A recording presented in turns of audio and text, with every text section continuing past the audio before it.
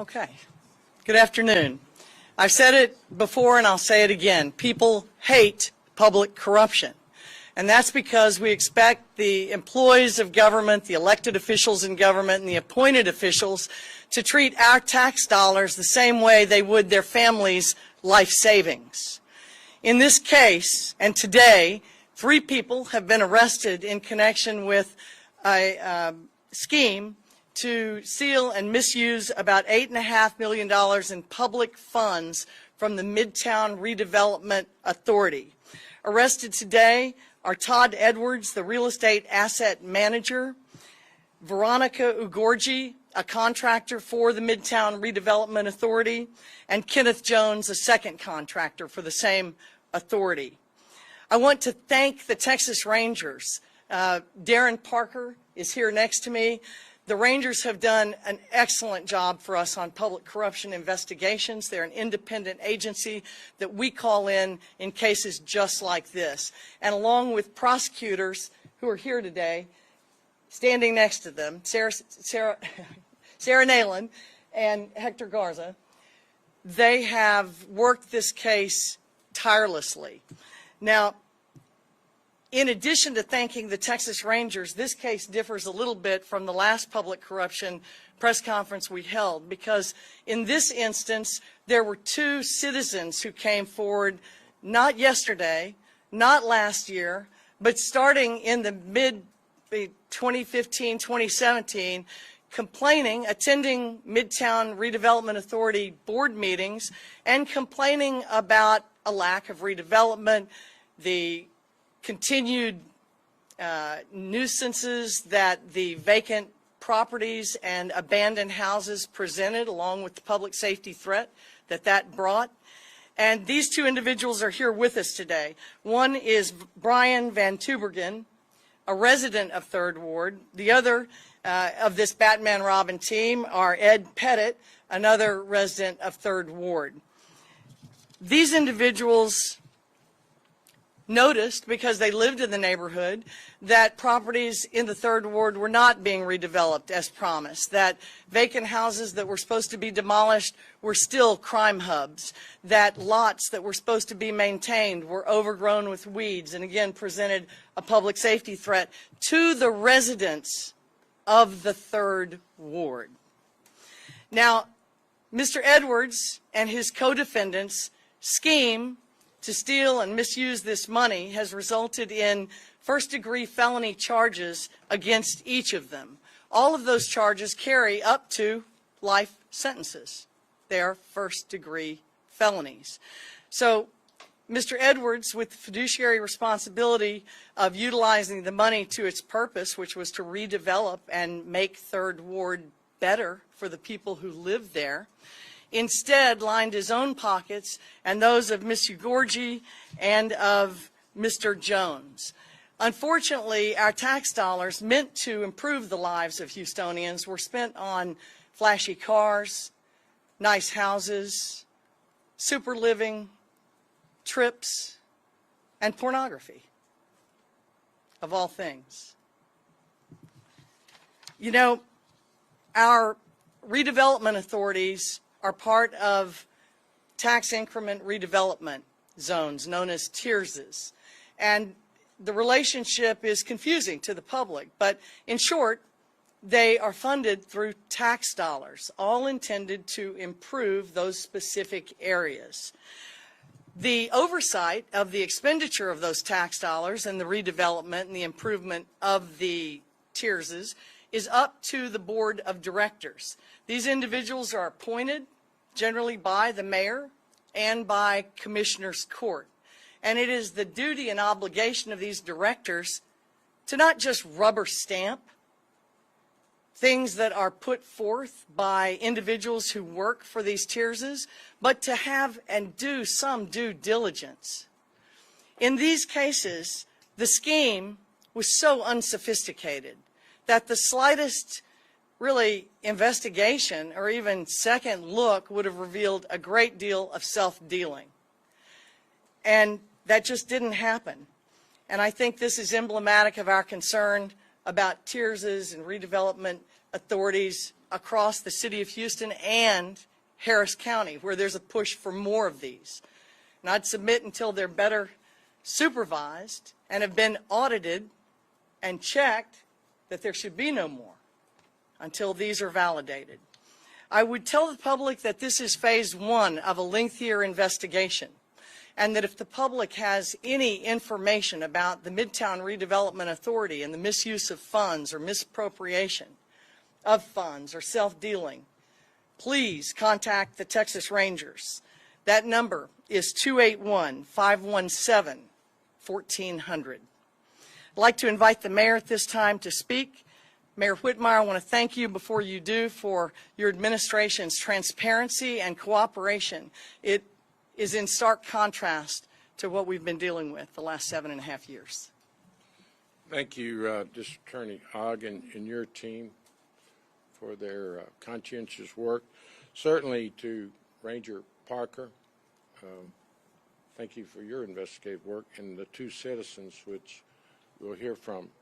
I would encourage any other citizen or employee of the TERS to become a whistleblower. We're willing and able to listen to any concerns. The Inspector General's office at the city is a much more user-friendly and open to whistleblowing or outright declarations of conflicts of interest, and in this instance, allegations of criminal activity. The TERS play a real important role in the maintenance and redevelopment of our city. Due to the revenue cap, they often have discretionary funds to spend on neighborhood quality of life issues. It's outrageous that we have discovered that they have criminal intent. None of the current board members of this TERS were appointed by my administration. We take their fiduciary responsibility very serious, and in my office we closely inspect the profile, the background, and any conflict of interest possibility when we make these TERS appointments. So let's send out the word today that conflicts of interest, criminal activity will not be tolerated. Thank you, District Attorney Ogg, for bringing this together to let the justice system work. We saw the water contract several weeks ago. So let me just emphasize, they won't be tolerated. My office, the Inspector General's office, all of our department heads have been put on notice that we won't tolerate it. And I will add that we have already discussed the process of reviewing all the TERS across the city of Houston. There are some TERS that do outstanding jobs and I believe are using best practices, transparency, and do things right.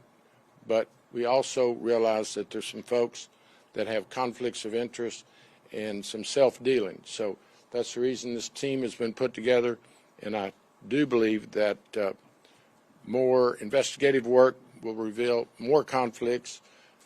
The outrage of citizens about over 300 lots that have been accumulated by the TERS in the management district and sit vacant, often unattended to.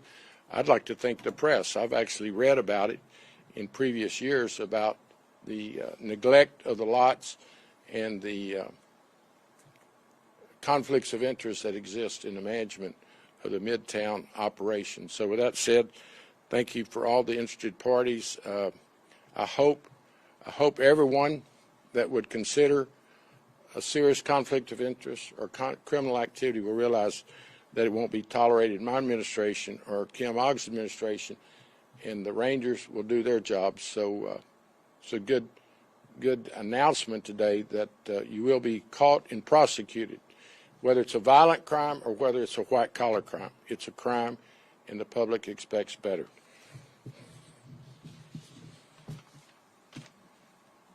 Thank you, Mayor. I thought you might like to hear from one of the citizens who was a driving force in this investigation. Brian?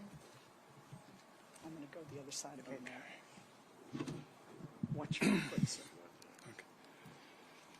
Hopefully you don't mind me reading this. I'm not used to this. Pope Francis once said, "Corruption is paid for by the poor." We have lived in the historic Third Ward for 15 years.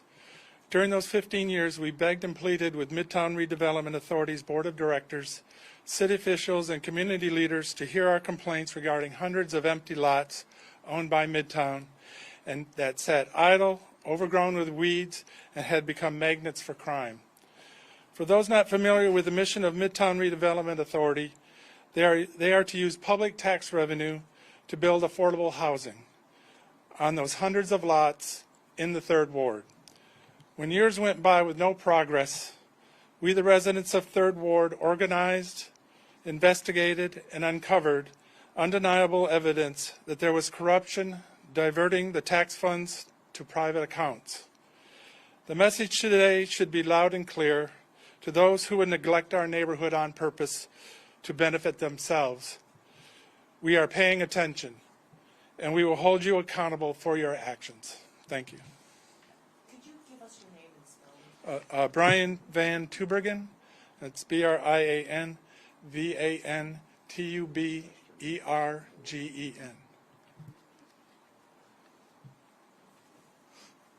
All right, I worked on that Van Tubergen pronunciation a lot and still left it at Brian. Are there any questions from the press or the citizens in the audience? Kim and Brian, credit to you, because I know that you were relentless in getting this pushed to the administration. But Kim, did the previous administration, when Brian received his letter stating that the OIG's office sustained what he had been complaining of, was there any action from the previous administration directed towards your office with regards to examining this? There were no complaints filed by the OIG during the entire time that I have been the elected district attorney. Even though the OIG found that Mr. Edwards, according to city documents, was using the office to his benefit? I trust what you're saying. I haven't seen the letter, but what I would tell you is the Office of the Inspector General did not reach out to us, and when we would reach out to them, we did not receive the same amount of cooperation as we have had in this administration, which has been total. And I know that some of these houses, or some of these lots were designated for lower income housing, for people in need of housing. Do we know out of the approximately 300 lots, or over, how many actually had blueprints for housing that were already pretty much set in stone to be completed? I don't. The citizens might. But what I would tell you is the focus of our investigation has been the money for maintenance, for demolition, and for redevelopment. Phase 2 of our investigation will focus on the real estate transactions, and that just hasn't happened yet. For clarity then, these were houses that were, some of these lots were designated for lower income housing, correct? They were. They were. Do either of you, Ed or Brian, know the answer to that? Come on up. They're all designated. They're all designated as low income housing. You got to stand in front of the microphone. Sorry.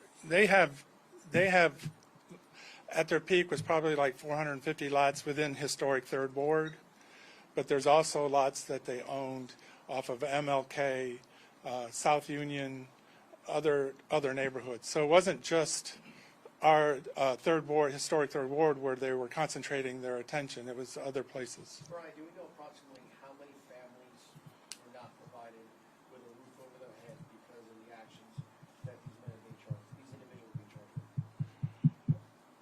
Well, in our neighborhood, because of the pressure we put on them, they built the houses in our neighborhood, which is the area between Scott and Cullen and 45 and Elgin. So that was about 40 houses that they built. They built another probably 10 houses on the other side of Scott, and that was it in Third Ward. So about 50 houses out of the 450. Sure. Ed, would you identify yourself? Sure. My name is Ed Pettit, E-D, P-E-T-T-I-T-T. I serve as the Vice President of the Third Ward Super Neighborhood, and so our boundaries cover the entire super neighborhood, including University Village, where Brian resides. So I can say that the rest of the super neighborhood has not seen those houses built, and we've been asking the Midtown Redevelopment Authority and its contractors for years to give us an update on what is in the pipeline to be built, what has been sold for other purposes, and what's under construction or under contract.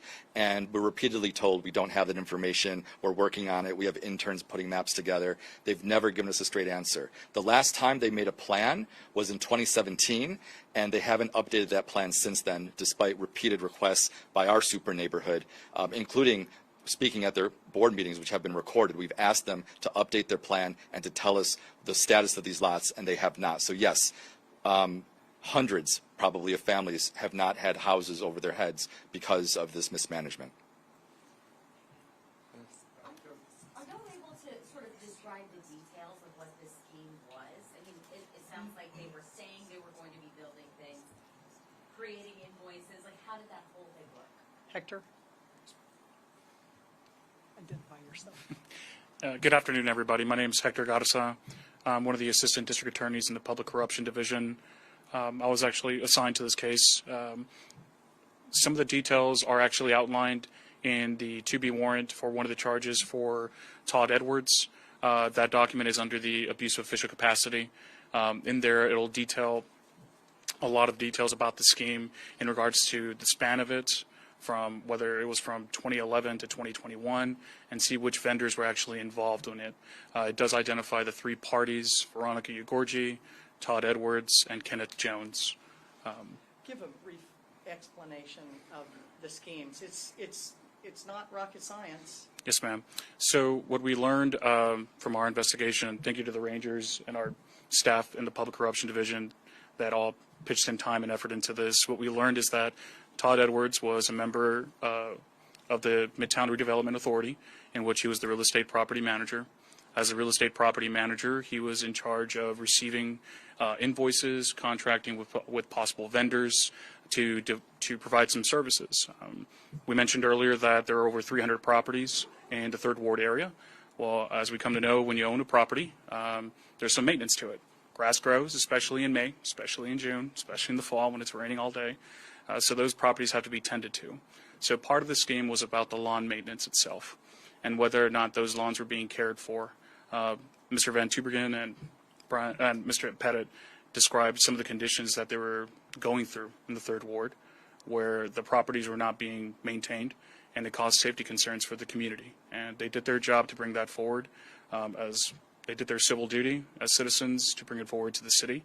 So the scheme was more to the maintenance of those properties to make sure that they were being maintained through lawn maintenance, or whether or not it was demolishing structures that had been blighted in the area. In other words, they weren't doing the work, they were paying themselves. That's right. Yes, there are some allegations of self-dealing, contracting with conflicted parties that had an interest tied to Mr. Edwards. And so there's a question about whether or not they actually provided those services for the safety of community members in the Third Ward.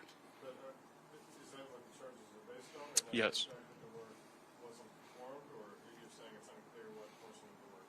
So it is a little unclear as to what portion of the work is performed, because those charges don't necessarily go towards whether or not a property was maintained. The charges are abuse of official capacity, money laundering, and theft. When we're talking about abuse of official capacity, it's whether or not he used his office in order to obtain a personal benefit for himself. What are the full charges? Yes. So Mr. Edwards is charged with abuse of official capacity, which is a first-degree felony, where government funds were misused for his own benefit. It's over $300,000. He's also charged with theft of money caused of services. He's also charged with money laundering, with the underlying criminal activity being theft, abuse of official capacity, and I believe misapplication by a fiduciary. Ms. Ugorji is charged with abuse of official capacity as a party aiding in that scheme, and she's also charged with money laundering. Kenneth Jones is charged with abuse of official capacity and money laundering as well. No bribery? So no bribery, no. Those are only three charges. Edwards, in your opinion? I think for those details, I'll refer you to the 2B, describing the involvement of each of the parties. What is your understanding of the relationship between Edwards and the two vendors? How do they know each other? Is there a personal relationship? What is the connection? So the connection between the vendors and Mr. Edwards is a personal relationship on one hand between Mr. Ugorji or Ms. Ugorji and Mr. Edwards, and the relationship between Mr. Jones and Mr. Edwards, we're still doing an ongoing investigation into some of those details. So I would refer you to the 2B warrant and the description of that relationship. When you say personal relationship, do you mean like dating or blood relative? Or? Yes, ma'am. So so from our investigation, as detailed in the 2B warrant, there is a personal relationship to that evidence that leads one to believe that there was some sort of dating relationship between the parties. And you mentioned further steps in this investigation, the property transactions. Are there other things that you're looking at? And it was unclear. Is it just this zone or is it all 2 dozen? I can answer that. Yes, ma'am. As you know, the DA's office is understaffed, and we do not go on scavenger hunts looking for crimes. We depend on agencies, law enforcement agencies, to investigate crimes reported to them. Sometimes crimes are reported directly to us, and what we do is we bring in an independent agency to investigate. So there's not a plan at this time by the DA's office to investigate other tierses or redevelopment or management districts, but I would encourage the public, if they know of problems in any of these other governmental entities, to contact the Texas Rangers at the number that I provided.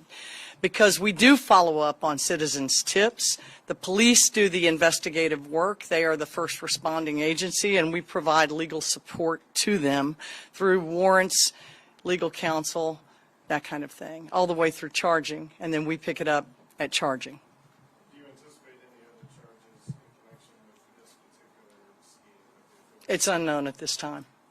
I mean, there's, ADA Jordan is developing, he's our financial analyst in public corruption, he's developing the evidence that we've got, and we move forward to try and recover what we can for the management district. We hope to recover some funds or some assets of value. Kim, you indicated that you haven't seen this level of transparency from an administration in terms of securing information Right. for investigations under the previous administration. Yes. We also have learned from Brian's letter and that he received the OIG that that was something that wasn't alerted to your office back last fall under the previous administration. And we know that obviously you're watching headlines that are being made, and you're watching tips from individuals.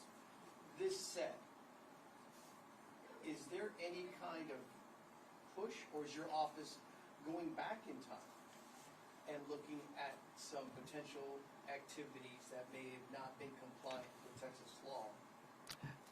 All we require is a complainant. All we require is a complainant. Point us in the right direction. If there's reasonable suspicion to believe that a crime has occurred, we call the Rangers or another independent law enforcement agency and see what they develop. They're limited by bandwidth just like we are. And so it's important that the public know when we get tips that check out that individuals employed by the government will be held accountable like everybody else, regardless of who appointed them or who, didn't cooperate. You mentioned that the money had been used for luxury items, housing, trips, pornography even. Can you go into any more detail about that? Like how much money, what Hector? kind of houses, what kind of trips, how much money? So I don't want to go into too much detail because this case is eventually going to be tried and some of these details might come out during trial. But what we can say is that the money that was misused, the government money, did go to personal expenditures for at least 2 of the parties that we've seen. That money was not used towards the affordable housing project. It was used from their own personal expenses, and that's what the evidence is showing us. Can you say like where they took the trips or where these houses are? That kind of thing? I don't want to go into too much detail of that because I believe those those details would be coming out during trial. There may be some detail in the to-be warrant related to Mr. Edwards' abuse of official capacity charge. And I apologize if you already said this, I apologize, I was late. Are the suspects in custody? What is their... Yes, ma'am. As of right now, all 3 suspects have either been in custody or have presented themselves to the district court. They were arrested this morning. Okay. Ms. Gorgie and Mr. Edwards were arrested this morning. Mr. Edwards turned himself in. They should be arraigned, I would presume, on Monday. Soon. Yes, ma'am. And we can get that information from you? Like what, where? District clerk's website, and we'll, I'm sure, Okay. what? Mr. Edwards did not turn himself in. He was arrested in Brazoria County. Oh, Yes. My mistake. Okay, so all 3 were arrested Yeah. today? Okay. and Thank then you, Branch. you get Sorry about that. information. Yes, ma'am. Oh, it was Jones. Okay. Yes. I said the wrong name. Edwards was arrested, Ugorji was arrested, and Jones, Presented himself. Jones, I said the wrong name.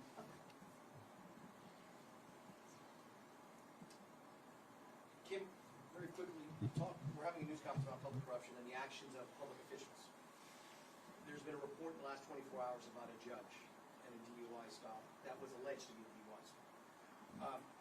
We wanted to kind of get your comments with regards to that. I don't have any comments about that right now. It's being investigated, is my understanding. We have not had a case presented to us. I wanted to ask one question. Some of the invoices that, some of the addresses on the invoices have been coming in Mr. Edwards' form, sharing the address of former State Representative Garnet Coleman's campaign office. He's denied knowledge. Can you give an assessment of his status? Was that determined? I cannot. And Mayor, can you comment on any steps that you may take independent of this criminal probe related to Midtown or other redevelopment authorities? Well, as I mentioned a moment ago, the appointments in my office are screened. We do a very thorough research for occupations, conflicts of interest, and I take that responsibility very seriously. You know, TERS have huge discretion where they spend the monies. So it just means you've got to do your job to put good people. These citizens that have stepped forward, I think they'd be great candidates for TERS board members, management district members. It even occurred to me as we were walking in here, maybe put a prosecutor on the boards of management districts and TERS. We just need to continue to have transparency and remind, as we do when we interview folks, that they have a fiduciary responsibility. But the TERS deal with large amounts of money, some more than others, because that's where the city's revenue is going due to revenue caps. So, you know, they decide they come to my office to get approval for streets and infrastructure, but I know we are doing a lot more inspection, review, and observation than previous administrations. Just to be sure I understand correctly, sir, so currently there is no sort of a reporting system from TERS, how they, what money they take in or how they spend it. There's no sort of oversight agency or individual. Is that correct? Can I call up an expert? Obviously, that's true, but Gwen Tillison is my economic development director and has worked with TERS across the city for many years, and she's here for technical questions. But I do know for a fact, because I've already knocked heads with a couple of TERS. We have some TERS appointments being held up that I've made, and I can simply say is some are more transparent than others, some listen to the residents more than others, and quite frankly, some listen to City Hall more than others. But I've taken a very active road in the appointments, and if you're a city vendor no, you're not a candidate for one of my appointments. And that is across the board, whether you're a Metro appointee or Sports Authority, Houston First. You know, the appointments, so many of these commissions really play major roles and involve millions of dollars. So I'm on review with my staff for conflicts of interest. And that's the first thing you look for, and then you get these fine investigators involved, and it becomes, if proper, a criminal investigation. Gwen, you want to explain the technical? Yeah, I guess that's the bottom line. I just want to make sure I'm clear. Okay. That there is no oversight over the TERS for how the money is spent. So there is oversight. Okay. So City Council is responsible for approving the project plan, which is the document that dictates what kinds of projects. City Council is also responsible for approving the budget and CIP, as well as the annual appropriations of revenue that's appropriated to each of the TERSs on an annual basis. We are also, by a specific type of agreement with each of the redevelopment authorities, have certain responsibilities for approving certain types of agreements and contracts. So there is a lot of governance, there's a lot of oversight of the TERS, including coordination of the board members with boards and commission. So, for example, was this lawn care service then officially approved by City Council? So the budget would have been approved. This is not a capital project, so it would have been part of the operations budget, and that would have been approved by City Council. The day-to-day operations is managed by staff. In some cases, some of the TERSs have administrators, or they've got internal staff. And in the case of Midtown Authority, they've got an internal staff that manages the day-to-day activity. They've got a financial person. Yes, they've got a full staff. There are financial people that are staffed by the Redevelopment Authority. There are engineers, executive director, and then the board of director of each of the redevelopment authorities have responsibility for approving contracts and invoices. So there are layers of governance, there are layers of oversight. So then the allegation here is that these men and women hoodwinked all the people above them that were supposed to oversee the situation. I mean, maybe. Maybe. Well, I don't think we're in a position Yeah, to say. yeah. But the board did not provide oversight that was thorough enough to catch a very simple scheme. It's public corruption 101. All right, thank you all. And I want Gwen, I want you to know Gwen's only been in her current position since the first of the year. It was Andy Aiken that was the economic development officer prior to the first of the year. And they also have such agreements with the private sector. The Montrose TERS put $2 million into a private commercial development. We got 20 parking spaces out of it. And when I asked the TERS, why'd you do that? Well, our residents were complaining about on-street parking. So we thought if we had helped build this garage at the corner of California and Montrose, that it would solve that complaint of getting cars off the street. Well, it was pretty expensive parking places. So we're constantly starting to review these projects. But, you know, and I want council to play a role. But that hasn't always been the case in previous years. So there's a lot left to learn. Sorry. thank you. Oh, you got one more question, I Mayor. don't want to interrupt you, but for the district attorney and mayor, before we let y'all go, we know that charges were just filed in the case of this 12-year-old Jocelyn. This is a case that has hurt, obviously, many people in our community. Is there anything you want people to know about these new charges? What comes next? Yeah, they've been charged with capital murder, making them eligible for the death penalty. I think the only thing that's important to know at this time is that both individuals have been charged with capital murder, making them eligible for the death penalty. And that's not a decision we make preliminarily. I'm just letting you know that that crime carries the ultimate sanction. When it comes about the immigration status, how does that situation affect potentially the criminal case?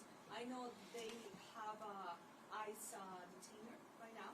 How that affects the criminal case? I am not prepared to comment about their immigration status or any hold. I'm just not confirmed on any of those facts.